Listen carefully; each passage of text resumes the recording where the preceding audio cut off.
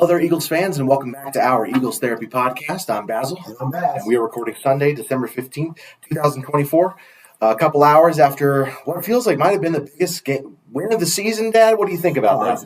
Yes, I think for sure. I mean, you're playing against a top defense. You know, all week they were talking about how well they moved the ball and everything, and yeah, we smoked them. We did. I know. Ending the game, of course, Eagles defeat the Steelers 27-13. We'll get into a summary of it as always, but let's give a shout out to the Eagles Fan Club of Colorado Springs. If you're not in that Facebook page, go join it. We'd love to have you there, and hopefully see you in the future at Rhinos Sports and Spirits next week. But yeah, let's get into just a summary of the game, Dad. So we win the toss, we defer. We always like that. It's our favorite thing in the world. We do let them do a little kick return, which does scare me a bit because Cordell Patterson is kind of the best kick return in NFL history. Yeah, it's one of the top 10 now. I mean, for sure, yeah. But we hold them to a 3-and-out, and you're like, man, it's great. Defense is still kicking. You know, we're on this 9-game streak, and defense is just killing it. You know, we get the ball, we go down, and I mean, 3 plays, we were at the 20-yard line, and it was kind of like the best, exactly how you're supposed to run an offense. First play, they go to Calcaterra. Next play is to A.J. Brown, and next play is to Devonta, and it's 22-7, 21, and you're at the 20-yard line. Yeah. Couldn't get the run game going, unfortunately. That drive stalls, so you kick a field goal, give the ball back to them, another 3-and-out, and then you get the ball, get it around midfield, you're driving again, and Hurts fumbles, and then you're starting to go, oh, here we go. Like, oh, gosh. Of course, the defense is so great, so you're like, well, maybe they'll bail us out again. But still, you're like, oh, my gosh. Well, guess what they did? The defense forces another 3-and-out, so 3 3-and-outs, correct? Yeah, 3, just like the Rams game, just like the Ravens game. 3 seems to be our number. Yeah. The problem with that is they punt, and as I'm screaming, go down, go down, go down, Cooper DeJean gets tackled and fumbles, unfortunately, his first big gaffe of the season. Yes. It's tough because you're starting to go, oh, come on, like this can't happen, already 2 turnovers in 2 drives. Thankfully, the defense, of course, holds up again and forces a Chris Boswell 37-yard field goal, and you're happy with that.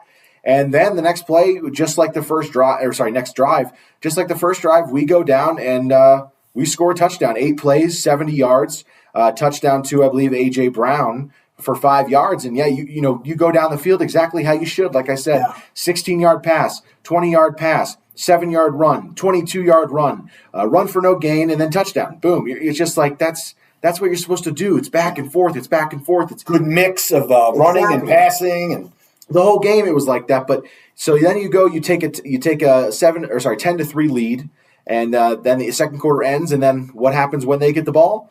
They don't get a 3-and-out, but defense forces a punt. I believe we end up with a sack that was just an incomplete pass to Warren.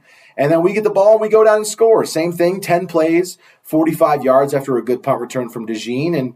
And then you go 3-yard run, 17-yard pass, 7-yard pass, 16 pass, run for no gain, touchdown. Yeah, that was a short field on that return. Yeah. But it was great. At that point, we weren't yelling at him not to return it because there was so much space for him to take off. But at the same time, you're still like, once there's contact, get down. Yeah. So you take a 17-3 lead, and we're sitting there going, oh, here we go, 14-point lead. You start to feel good. You start to go, okay, now it's time to just, run it down their throat and maybe score again and end the game and everything. Unfortunately, Pittsburgh gets the ball, and they do go down and score, so then you get a little stressed because then it's 17-10. Yeah, it's a good drive. It was. And then they force a punt on us, and, of course, before that punt, Hurts takes a really bad sack for negative 12 yards, and then it puts them in prime field goal positioning after a bad punt from Braden Mann to go and kick a field goal, a 49-yarder. So if you don't take that 12-yard sack, worst case scenario, you're like, okay, well, now they're kicking a 61-yarder. It doesn't work that way, but you can look at it that way, yes. Then end of the half, Hurts takes a sack. We get the ball back 30 seconds, 29 seconds. You're thinking, okay, well, maybe we can get a field goal. Maybe Jake can attempt a 60-yarder. If he doesn't make it, it's about having a chance. And Hurts takes a sack, and you're just like, oh, my gosh, now you're going into the half with felt like no momentum. It was like we had it all, and now it feels like it's completely gone. And then we were wrong. We come out of the half, we get the ball first. We do go down and kick a field goal on a great drive. It was a 7-minute drive, 16 plays. Couldn't get a touchdown, unfortunately, but you get a field goal, and you get Jake Elliott hopefully some confidence going forward. So you're up there. Now you're up 20-13. 20-13. Then Steelers start to drive down, and you're starting to go, okay, well, this is going to be a back and forth game. And then they fumble, and I mean, that was kind of all she wrote. Game over. Once he fumbled, we go down, we score a touchdown. They get the ball back, they punt, and then we get the ball in the fourth quarter at the end of the fourth quarter, we get it with 10 minutes and 29 seconds left, and we see the end of the game. So that was at our 2-yard line, 3-yard line? Yep, we went on a 99-yard drive. I was surprised that they punted when they did. Yeah. And then there was 10 and a half minutes left. It felt like it was only a one-score game at that point, I believe, right? Yeah, and we're still 20-13, yes. Yeah. So you think, oh, well, actually no, I'm sorry, it was a 2-score game. I'm sorry, it was 27-13 at that point. But still, you're thinking, I'm surprised they pumped because there was a lot of time. But we get that ball back end of the fourth quarter, and we just run the clock out. Not even with just running it, we're pass incomplete, 5-yard run, 21-yard pass, which was huge on 3rd and 7. Yeah, from your own 2-yard line or 3-yard line. 4-yard run, 4-yard pass, 7-yard run, minus 4-yard run, but then a 22-yard pass, minus 3-yard run, and then 12-yard pass, 2-yard run, penalty, 19-yard pass, 1-yard run, 1-yard run, 7-yard run, 2-yard run. Yeah. I mean, it was exactly what they needed to do at the end of the game. And I remember a few years ago, 2022, this is what the Eagles looked like in 2022. I agree. They got the ball back with in control two scores, and they went, you're not getting the ball back. It's over. Well, the good thing about the game is that we didn't have that Pittsburgh score the last second touchdown, then the onside kick, even though the game had been over for an hour. Yeah. Yeah, so that was really glad to see that. Now, again, I know we always talk about the other team taking their timeouts when they took their timeouts. I'm like, all right, push-tush this thing. Yeah, I know, right? Get that first down. Yep. Don't give them the ball back. And I like that. And they showed Tomlin on the sideline. But it was a very satisfying win because, again, Pittsburgh hasn't won in Philly since 1965. Great. Which is crazy. Keep it going. Yep. But, we finally beat Russell Wilson, which was incredible. And, they didn't just beat him. They whacked them. They gave him the thumping. They did. Yeah, as they said on NBC Sports Philadelphia, they gave him a thumping. And, the only time that Pittsburgh really kind of looked like they were doing something was in the second quarter. They scored all their, almost all their points beside the field goal in the first quarter. And then the third quarter, they had the drive and then fumbled. And then that was it. It was like all she wrote. It's another one of those games where the other team, the opposition, does not score in the second half any points at all. Yep, they scored 13 in the first 2 quarters and never scored again. That's unbelievable. It is. Let's get into the breakdown of it all with the good first. Talk about the offense. Number one, first quarter scoring. How nice is it to score in the first quarter? Yeah, 10 points. 10 points. Yeah, not just 3. I know, that was huge. No, that drive down and get the field goal on the first drive, it was a bummer because you're like, oh, it's such a good drive, want the touchdown there. Right. But still, to get points, you're still pretty happy about that. And then to go down on the second drive, basically the same as the first, just going, aside from the fumble that we had with Hurts, I'm sorry. But still, in the second, our third drive, we go down and score in 8 plays and just, command the ball down the field. It was great to walk out of the first quarter with 10 points. And it's so nice to score in the first quarter because we always remind ourselves, oh, yeah, we're a second half team. Yeah. We'll get better. But if you're scoring like this in the first quarter and you're a second half team, oh, boy. Yeah. Look out. Yeah, this was the most complete win of the season. Oh, without a doubt. Pretty much, the ulcer had a little break there. We didn't really have to worry too much. It got a little bit scary at one point. Yeah, but the second quarter. Once we got in the third quarter and drove 7 minutes, and you could see they were starting to do what we wanted to do with the ball. Even though Saquon was a little banged up early and didn't really run for a whole bunch of yards, we still ended up running for over 130 yards as a team. Yep. And Hurts had his one big one like he always seems to get out there. And even Saquon had a couple big runs, and Gainwell filled in admirably. Definitely. More of the goods. A.J. Brown, of course, all the drama of this week that led up to it. For him to get the payoff, 8 receptions, 110 yards, and a touchdown on 11 targets. Devonta Smith as well, 11 receptions on 12 targets with 109 yards and 1 touchdown. They obviously played their best game of the season together. Obviously, each of them had good games here and there and back and forth, but this was their first really great game together. You know what I mean? And it was great to see. It was great to be reminded that it does work. This team does have the ability to move the ball down the field, not just with the run. It was also nice to see, before the game, the 3 of them were all together in a little huddle, talking about it, saying, let these guys say what they want. Let's just go out and kick some butt. Yeah. And it was great to see, and they did it. And I'll tell you what, at one point, man, it seemed like Hurst was just throwing it to Devontae Yeah, 7 yards a pop, wide open. It was really unbelievable. And of course, AJ, when he catches them, he takes these 6, 7, 10-yard passes and runs 15 more yards. Yeah. Just makes the right cut every time. It's really nice to see. Even Devonta had some of those today where he caught the ball and he ran over a guy and he made more of what he got. That's the biggest thing is it's funny because yards after catch with these guys. A few times I was like, don't go out 2 yards short of the first down. Go get that first down. And they did every time. It seemed like every time they did. It was great. Yeah. The next good I had was Gainwell. I know you already mentioned him, but when Saquon was out, it seemed like he was kind of dealing with I don't know, not I don't want to say an injury, but just kind of it was a big hit, kind of landed on his shoulder, got hit on the leg. Thankfully, his leg didn't catch, but I think the coaching staff was really trying to be like, hey, let's, we're going to take it easy here. Like, right. We're not going to rush you back in. And I thought Gainwell did a great job. 7 carries, only 20 yards, doesn't reflect that well. But he also had 3 catches for 40 yards, and one was a 16-yarder, and that was on a third down and got a first down. And that was really kind of at one point the play of the game, I would say. He split 2 defenders, got it down to the 1 yard line or so. Yeah. And, that was the third and something. We didn't want to kick a field goal there. We wanted to score a touchdown. So, that was a great play by him. And he had a few great plays today. He almost scored another play, too. Remember when he cut to the right side? But, he was really good. Yeah, that was a 14-yard pass.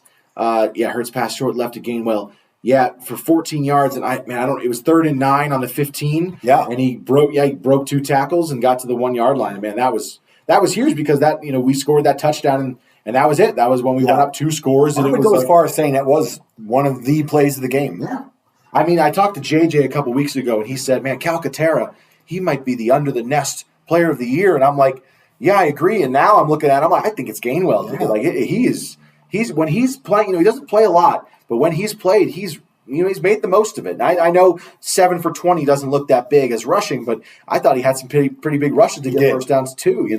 He was good. He was really good. My next good as a team stat, and we can go over really all the team stats, but the biggest one I wanted to talk about was time of possession. So in this game, time of possession, we almost doubled theirs. They had the ball for 20 minutes, 8 seconds. We had the ball for 39 minutes, 52 seconds. And the biggest thing I want to point out, in the second half, I posted this on the Facebook page. In the second half, the Steelers, they had the ball twice. They got the ball after we scored a touchdown, or after we scored a field goal, and then after we scored a touchdown. Right. They got the ball twice, and in those 2 possessions that they had, they total had 5 minutes and 45 seconds of possession in the full 30 minutes of time in the second half. Plays they ran. I should have looked that. I know. No, not at all. I should have looked that part up. It was crazy. They ran. So let's see. They ran, aside from the kickoff, they ran 4 plays, and then they had the fumble. So 4 plays. And then before the punt, they had, 1, 2, 3, 4, 5, 6, 7. So 11 plays, not including punts. Second half. Not including punts. They had 11 plays in the second half. And only 5 minutes and 45 seconds, which, do the math, we had the other 24 minutes and 15 seconds. They had it for 18% of the whole half. That's insane. We had it for 82% of the time. That's unbelievable. That's crazy. That's unbelievable. More team stats we'll go over. Third down efficiency, we were 10 for 17. They were 3 of 10.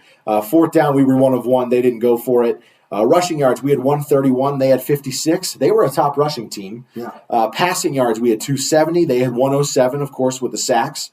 And total yards, we had 401. They had 163. 163 total yards. So our defense, who I don't remember the exact number that they were averaging in total yards allowed by a defense. Pretty sure they were allowing 190 a game, and I might have dropped down now to 163. I might be off there a little bit. Yeah, and that 163, it's going to bring it down even more. Too bad. This defense has just done an incredible job. No interceptions, but had a fumble recovery, of course, with the Najee Harris one. Couldn't get the fumble recovery on the Pat Fryermuth. That one made me mad. Yeah, but that was an important one. Yes. It would have been nice to have gotten that one. But. Yeah. And a few plays later, we got Najee, so you're like, okay, now it's right. But no, overall, this defense, in the good, I just want to put them all. Number one, Sweat and Nolan Smith both had sacks, both huge sacks. I'm pretty sure they were both on third down. I should have looked that up ahead of time, but I'm pretty sure both the sacks we had were on third down, which is just huge. Right. I'll start looking at it. Lossers. Like one was a sack for 10 yards, the other was a sack for 11 yards. And another interesting top was pass defensed. all the pass defense today were from defensive linemen or defensive ends. Nolan Smith got one, Jalen Carter got one, and Milton Williams had one where they tipped the ball at the line of scrimmage. Love to see that, but that's what happens when you have a sure quarterback. So no, it's true. And awesome. Yeah. And then Slay had a fumble recovery, which is also nice too. Yeah. Yeah, let me see. I'm sorry. I'm putting out here. So we had let's see, pass. I'm pulling up Nolan Smith. Yeah, so he was sacked. Okay, on 2nd and 10 for minus 10 yards by Nolan Smith. Okay. I know Sweats was on 3rd down, but Nolan Smith, even though it wasn't on 3rd down, it was 2nd and 10, and it made it 3rd and 10, in which they only gained 12 yards. And that also made the field goal harder for them. They ended up, of course, making it, but still, it would be nice. It's nice to make a field goal harder if you can. Especially nowadays, seems like they're almost true. But I do want to mention the sack that Sweat got, which was nice. I put him for 8 for the season. Ooh, I think he's got a half in there somewhere, but go ahead. Well, he had a full one there, but that sack was caused by Nolan Smith. If you watch the replay, Nolan Smith came flying in, took his lineman all the way into almost to the quarterback, into Russell Wilson, and he had a step by, and then Sweat came up from behind and just swallowed him up. It was a beautiful sack. Yeah, Sweat 8 sacks on the season. Excellent. And Nolan Smith, was that getting to 6.5 or 5.5 maybe? I think so. Let me see right here. I hope so. I know. I'm pulling for him to get a few. Oh, yeah. You'd love to see him walk away with double digits one year. It won't happen this year, of course, but still, he's been playing. There's still 3 games left. That's true. It's true. Anything can happen. A couple of those teams are kind of teetering on the end of the season. So yeah, that's true. No, you're right.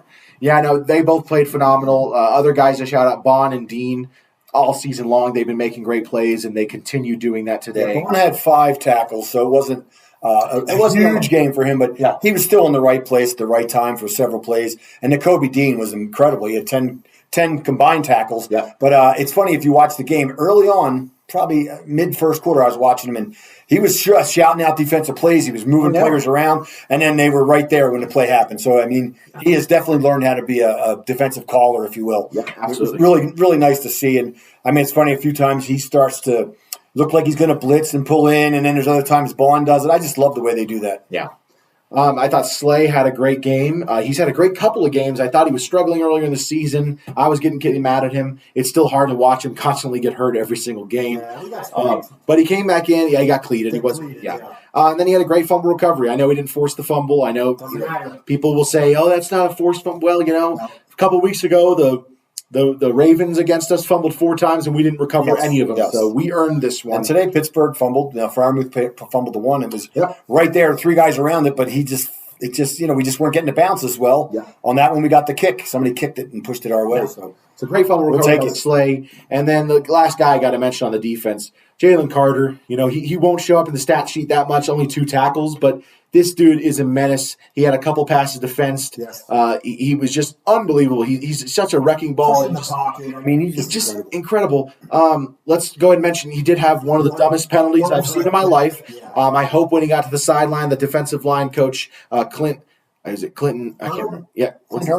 I think it's Hart, but I can't remember his last name. But I hope he slapped him in the face. I know there was a little bit of jawing going on. Yeah. Sirianni went over there, and Coach Hurdle, Clint, whatever, got in between them, and you could see Carter was kind of sitting there smiling, and Sirianni was not taking it. He was pretty upset. I gotta find his name. I'm going to get mad. Clint Hart, you're right. Clinton Hart? Yeah, Clinton Hart. Okay. I don't know where No, that's a safety who played at some point. It was Clint Hurdle. That sounds way too weird. I know we shouldn't be focusing on this, but why can't I think of his name? Okay. But anyway, it's funny because Sirianni went after him, and at one point I saw some tweets or something. What's going on the Eagles sideline? Well, that's what it was. Yeah, no, I think it makes sense. Sirianni's probably mad, and it's funny because they punted. We got it down at the 3 or 4 yard line, and then we're like, "Oh, okay." And then you see the flag, and you're like, "15-yard penalty," and you're like, "Is that a first down?" And they wiped the first down off and just made it. First they called it a first down, but then Clint Hurt.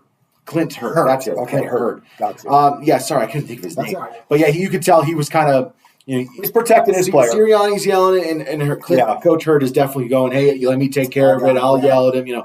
But yeah, that was boneheaded by Carter. Man, I really thought that was going to be a first down, and that worried me. But then it went. Yeah, it makes sense. Drive. The end of the game. Yeah, 10-minute plus drive. 10.5. Unbelievable.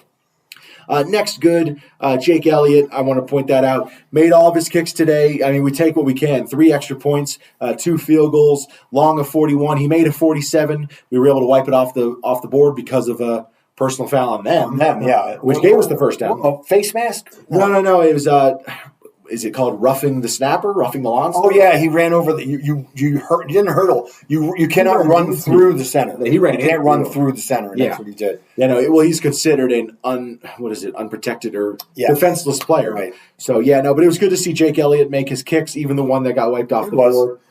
And overall, just probably our best team win. Not much bad to talk about, but that's the good. Last thing, I just want to mention again, 10-minute and 29-second drive to end the game. I mean, that's unbelievable. Love it. There's not many teams that can do that. And they did that back in 2022 a lot. Yeah. And they did it today, and it was beautiful. Yeah. I mean, it was unbelievable. It was really something to see him just, it's funny, they went for it on what I think at one point, it looked like Gainwell had a first down, and they moved the ball back, and you're like, it was first down. It was listed as a so we had to do the push again, and no, they gave it to him. Remember, that's right. It was at the 2-minute warning. You're right. That ended the game. You're but right. It was 3rd and 2. But there was a few plays earlier where I'm like, he's up 2 more yards, and it was that play. They moved it back, and it was the 2-minute warning, and you were all like, well, we should challenge it. Yeah, and then we came back from the 2-minute warning. Well, that was the other thing. The coverage of the game.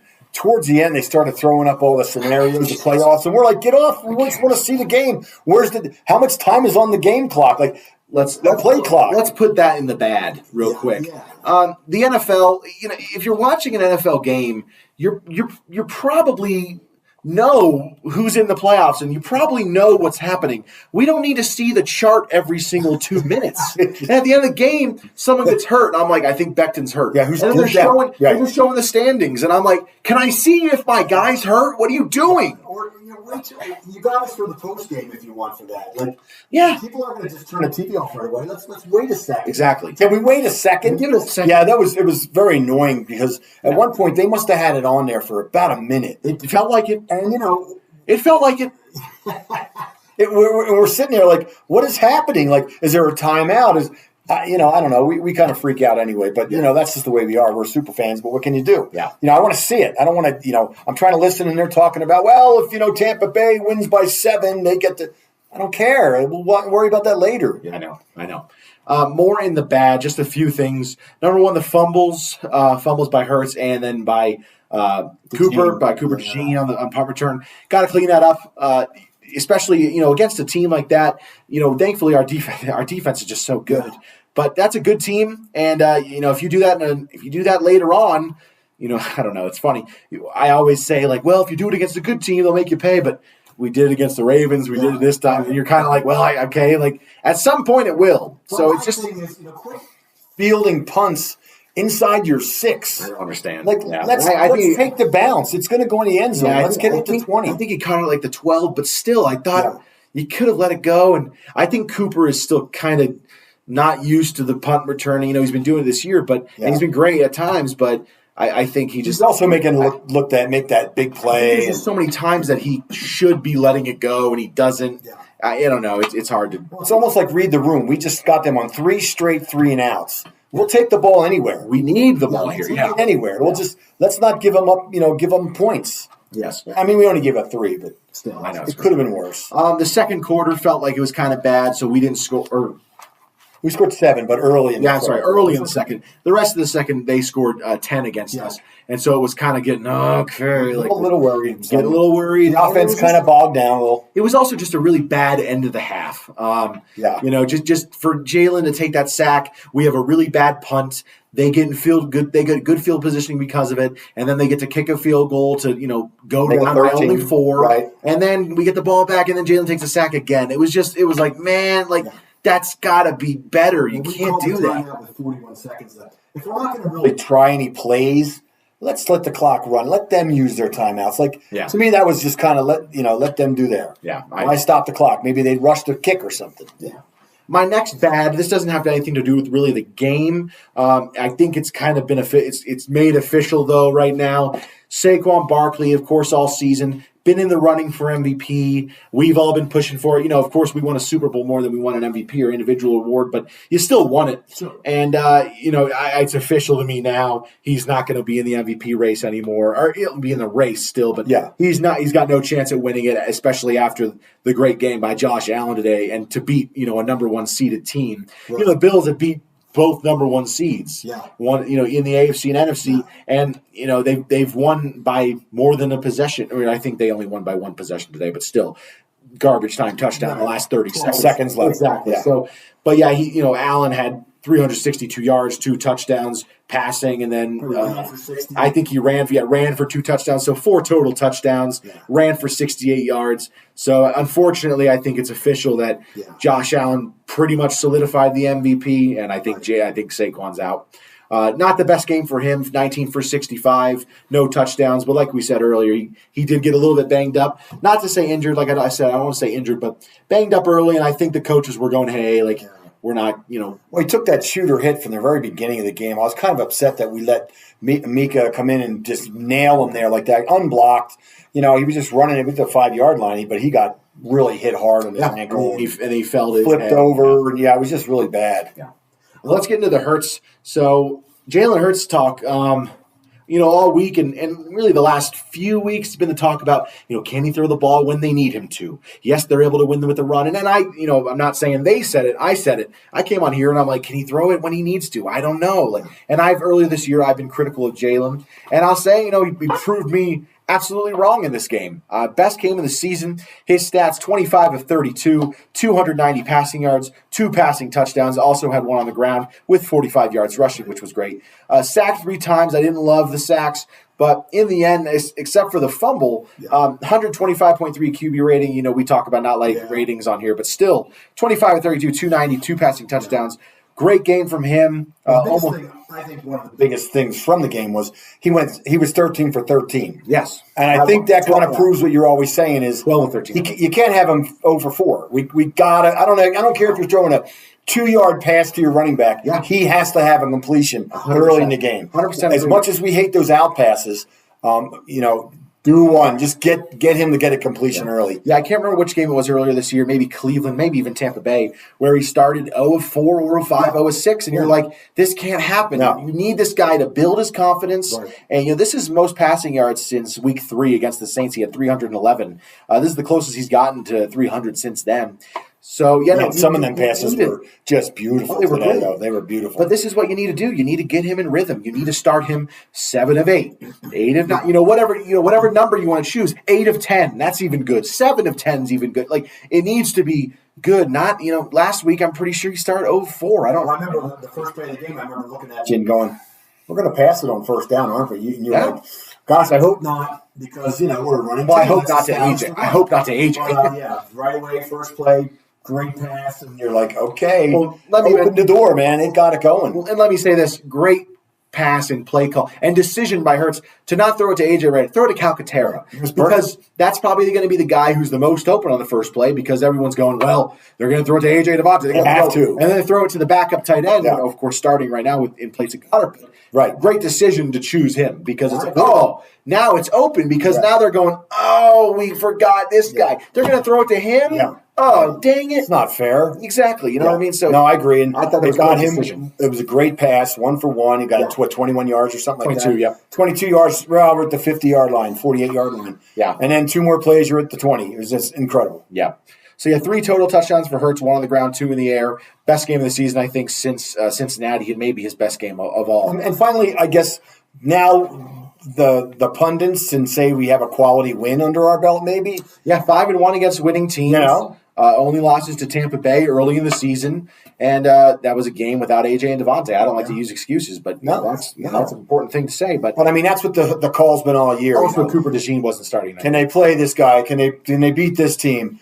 We've beaten every team we've played. So you know what I noticed at one point in the game today? This doesn't really have anything to do with this year, but at one point the defense, they were in the dime position, so they had 4 cornerbacks on the field. Usually that's always been Maddox. It was Rodgers.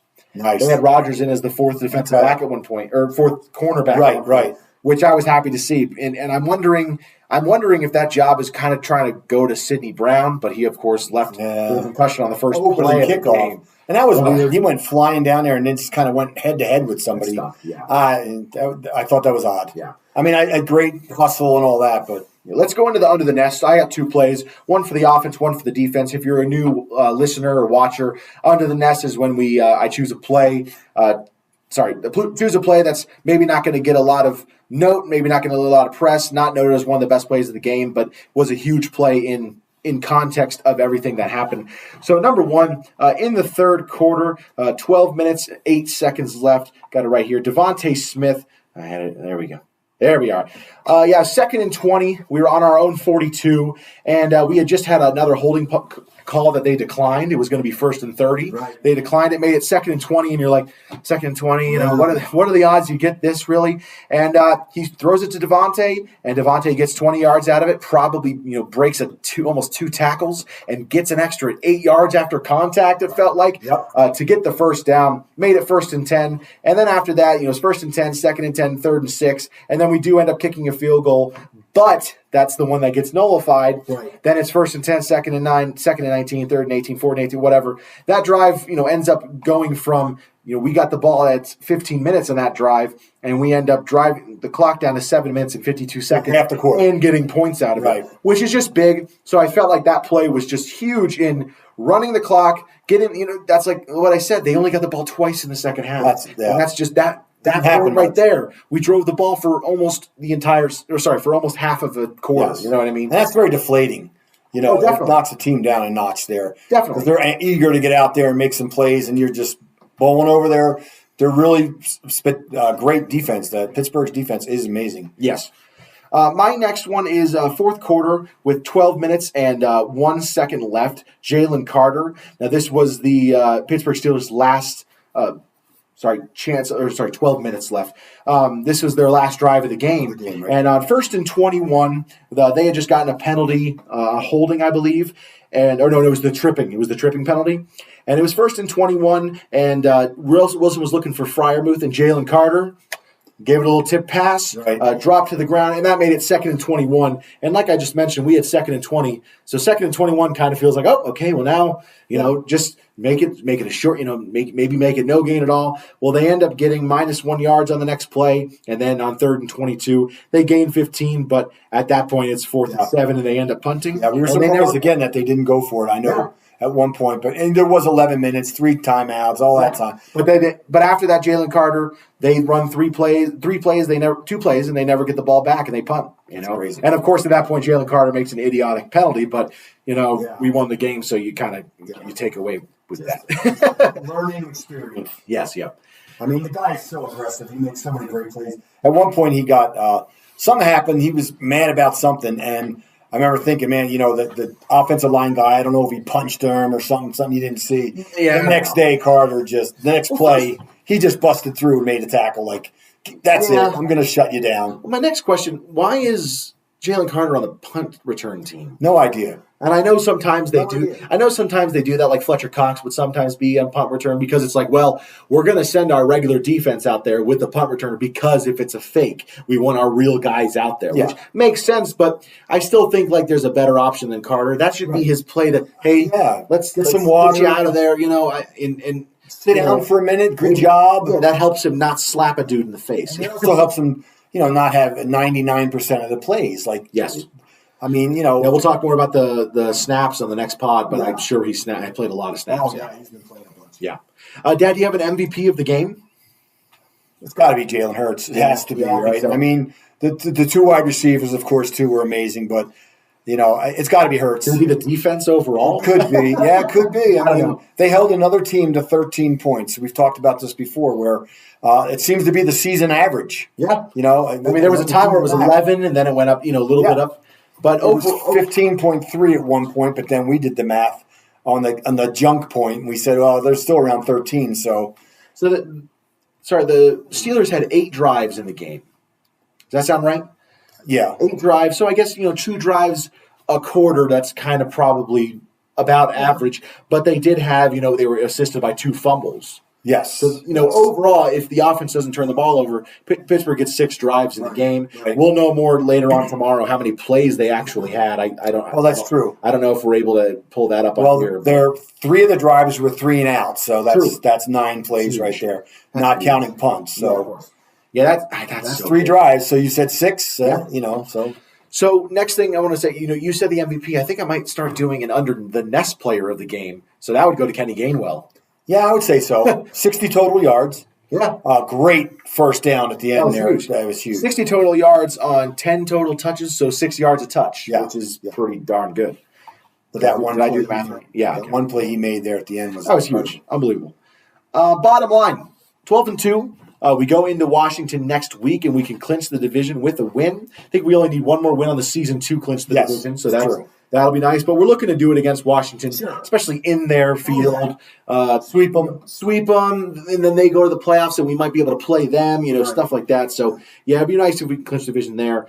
They, unfortunately, ended up with a win today. We were watching that one. Man, that would have been nice to see them lose. But 2019 Saints had to go they didn't have to go for 2, but they went for 2, but they had a knucklehead play. I don't understand it. They scored at the last second of the game. So I guess now looking back, kick the extra point and try to win in overtime. Yeah, I don't know. I don't know if it was a home game. I don't know what the right answer is there. I know they're playing with house money. They got to go for it. I think it depends on the team. Like if you're where you sit, in the standings. Like if you're today, say if the Eagles in Pittsburgh went to we had to score. We scored a touchdown in the last second. And, okay, do you go for 1 to tie it or 2 to win it? I mean, I guess because we're a top team and they're a top team, you kind of want to let's go for the tie. I guess take your chances with your defense. It's in light of the fact that how have you been stopping the other team? Yeah. Have they not got any yards in the last 5 drives? Yeah, exactly. There's so many factors. But to me, when they scored a touchdown, I said you got to go for 2. Yeah, it's true. They had the momentum. Spencer Rattler's playing quarterback. You're on your 5th string quarterback. Yeah. You're at home, but I don't know. Let's talk about some injuries real quick. So quite a few injuries in this game. It was a bummer to see. Doesn't look like any of them were too serious. Landon Dickerson left at one point, looked like with a lower leg injury. He looked like he was ready to go back in. He had his helmet, but they were kind of going, let's take it easy. Maybe they had faith in Steen, which you should because he's a starting caliber player. He had a penalty early, but then he played solid the rest of the game. I agree. So. Lane Johnson, he left the game but did come back. His was also looked like an ankle injury, and he was able to come back in. And then Mekhi Becton, same thing. He got rolled up on his foot. Got rolled up. I don't know if he came back in. I think it was kind of on the last drive, so we were just like, stay out. Not even a point. But he was up, and he was up. He was telling the coaches, I'm good. I just need a second. Slay got cleated. He came back in the game and made that great fumble recovery. Saquon left the game, of course, with a little knocked around, but he came back in and was ready to go. A.J. Brown, towards the end of the game, huge play, 20-yard gain, got kind of tied up, but then even on the sideline, he was up, had his helmet. He was still ready to go. They were like, you're done. Which is good, Your day's over. Yeah. And then the rough one was Sidney Brown, the toughest one. Got a concussion on the kickoff. It seemed like I don't know if it's listed, but it seemed like it was definitely a concussion. But big hit, not what you want to see, especially not on a kickoff. And it stinks because that's what they're trying to avoid nowadays. Right. And it's still happening. It really sucked. Yeah, it was listed as a foot. He came flying in and head to head with a blocker. I don't know. Yeah, it was a bummer. Hate to see that, but we want to get him on the field. Absolutely. To get some more playing time and safety. 100% agree, yeah. Let's talk about some other games around the day. So we already a little bit touched on the Commanders and Saints game. Wanted to see the Commanders lose there, but, big whoop. We're going to beat them next week in their home, so it's all good. Next one we got right now happening, the Packers and Seahawks. Kind of want to see the Seahawks win, but they're getting destroyed 20-3. Okay. So it doesn't look like there's a chance. We really kind of want the Seahawks to win that division instead of the Rams. Right. I know Rams can be scary. Yeah, and put up some points. And I know we wouldn't have to play the Rams, because they'd be the 3rd seed, so you wouldn't have to play them until the NFC. If you had to play them, not even that, NFC Championship game because I don't know. It depends on who wins. It doesn't matter. But you still like to see the worst teams get in. You know what I mean? So for sure. Next one. Cowboys and Panthers, that was a bummer. We kind of were looking to see the Cowboys lose to the Panthers. That way you can at least say you guys lost to the Panthers, but ended up winning and kind of demolishing them. Bryce Young looked terrible. Yeah. What happened to Bryce? He just was fumbling. He was throwing picks. He was terrible. Wow, it was confusing. He couldn't get out of his own way. Yeah. Where last week, every turn he made was the right turn. Yeah. So, it was bad. It goes. And then the Ravens destroy the Giants. Kind of wanted to see the Giants win. I mean, it doesn't matter, but don't want them to get too good of a pick. Yeah. Too late. Another big one of the day, Buccaneers, Jesus, destroyed the Chargers 40-17. Yeah. I mean, Baker must have gone insane. I was playing against him in fantasy, so I kind of saw a little bit of it. But he must have been unbelievable. 288 yards, 4 touchdowns, 1 interception. No rushing touchdowns or anything like that. No rushing touchdowns for anyone on that team, but still 4 touchdowns in the air. Mike Evans went insane. I was playing against Mike Evans in another fantasy league. Right. Playoffs. Herbert, 195 yards, 2 touchdowns in the pick. So, yeah, not a great game for them. But, yeah, the Buccaneers just destroyed them. And it stinks because, really would like to see the Buccaneers not be in the playoffs. Again, I know we're second seed. If they win the division, there's no way to play them until a second round or anything like that. And they'd have to play Minnesota, so you take those chances. Yeah. But man, I just don't want them in. I just don't want them in the playoffs. I just don't want them. I hear you. You know what I mean? And then the biggest one for the day, really, Buffalo Bills defeat the Detroit Lions 48-42. Really what we needed to see. Obviously, we've been rooting for the Lions to lose for the past few weeks because we want to get that number one seed. We're going to have to win out, and we need them to lose one more in order for us to get the number 1 seed. And, I mean, that would just be so big if you got that this late in the season. I mean, it would just be unbelievable. But, yeah, so definitely big for the Bills to win. Bills defeat both AFC and NFC number 1 seed, which is crazy. So they're going to be number 1 in the power rankings, I'm sure, tomorrow. But, yeah, nice to see the Lions lose, and hopefully we just keep on going and win out and maybe see them lose another one in the next 2 weeks. Yeah. We talked about hopefully Detroit, doesn't have a great game. Well, they still look great. So. Yeah, 42 points. But, I mean, I guess this thing establishes, their defense is really not that good. Their defense has kind of been rough the last few weeks. I mean, I like to against the quality team, they don't have it. Yeah, no, I don't know. Let me see. Sorry, I'm trying to pull up their schedule. And the Vikings, I think.